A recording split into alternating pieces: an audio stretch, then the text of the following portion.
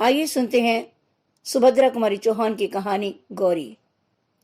गौरी एक चरित्र प्रधान कहानी है जिसमें लेखिका ने स्वतंत्रता आंदोलन के समय का वर्णन करने के साथ साथ भारतीय नारी की कर्तव्य परायणता का आदर्श चित्र हमारे सामने रखा है।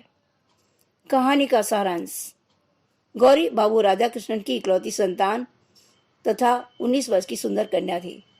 राधा कृष्ण तथा उसकी पत्नी कुंती गौरी के विवाह को लेकर चिंतित थे। वे अपनी बेटी का विवाह किसी योग्य वर के साथ करना चाहते थे। राधा कृष्ण जी सीताराम जी को देखने गए थे, पर वहां से निराश होकर लौटे। उन्होंने अपनी पत्नी को बताया कि वह लड़का नहीं 35-36 वर्ष का आदमी है।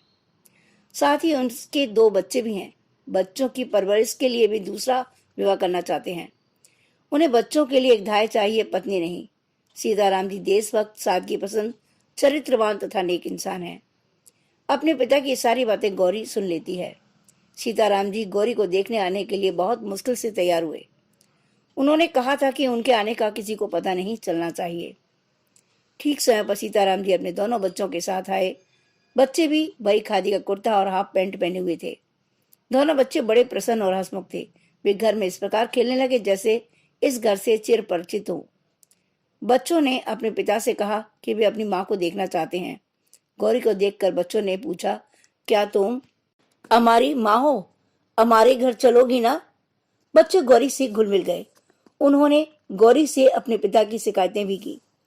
सीताराम जी लौटना चाहते थे। बोले, मुझे पत्नी की इतनी जरूरत नहीं है जितनी इन बच्चों को एक माँ की जरूरत है। मेरा क्या ठिकाना, आज बाहर हूं तो कल जेल में। मेरे बाद इनकी देख रेख करने वाला कोई नहीं रहता। यही सोच समझ कर विवाह के लिए तैयार हो सका, अन्यथा इस उम्र में विवाह। सीताराम जी चल दिए। गौरी ने मन ही मन सीताराम जी को प्रणाम किया और उनके दोनों बच्चों को ममता भरी दृष्टि से देखा। बाबू राधा कृष्ण सीताराम जी की से गौरी का विवाह नहीं करना चाहते थे, इसलिए उन्होंने सीताराम जी को पत्र लिखा कि जन्मपत्री मिलाए बिना विवाह नहीं हो पाएगा। अपनी जन्मपत्री भेज दीजिए। जन्मपत्री तो विवाह न करने का एक बहाना था। 1 सप्ताह बाद उन्होंने दूसरा पत्र लिखा जिसमें कहा गया कि जन्मपत्री नहीं मिलती, इसलिए यह संबंध नहीं हो पाएगा। राधा कृष्ण जी को गौरी के लिए दूसरा वर मिल गया था, जो नायब तहसीलदार के पद पर नियुक्त था। 24-25 वर्ष का BA पास युवक था। विवाह आगामी आषाढ़ में होना निश्चित हो गया, पर गौरी को रह रहकर नम्र, विनयी, देशभक्त तथा सादगी की प्रतिमा सीताराम जी तथा उनके बच्चे याद आते।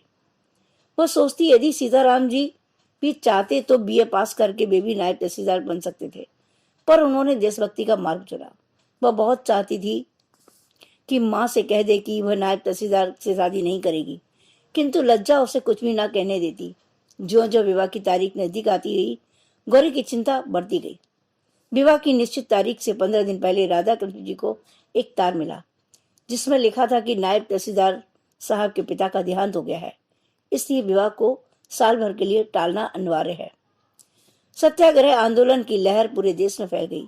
एक दिन गौरी ने समाचार पत्र में पढ़ा था कि सीताराम जी गिरफ्तार हो गए हैं तथा उन्हें 1 वर्ष का सपरिश्रम कारावास हुआ है। यह समाचार सुनकर गौरी स्तब्ध सी खड़ी रही। फिर कुछ सोचने लगी।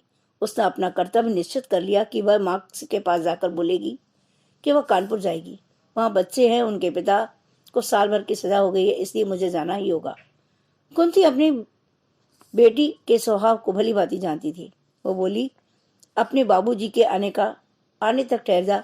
पर गौरी उसी दिन शाम को एक नौकर के साथ कानपुर चली गई।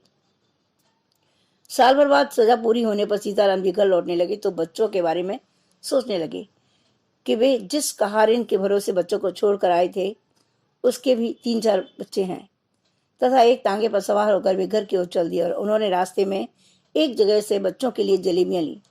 घर के दरवाजे पर पहुंचे। घर का दरवाजा खुला था। जैसे ही उन्होंने घर के भीतर कदम बढ़ाया, वहां गौरी को देखकर हैरान रह गए।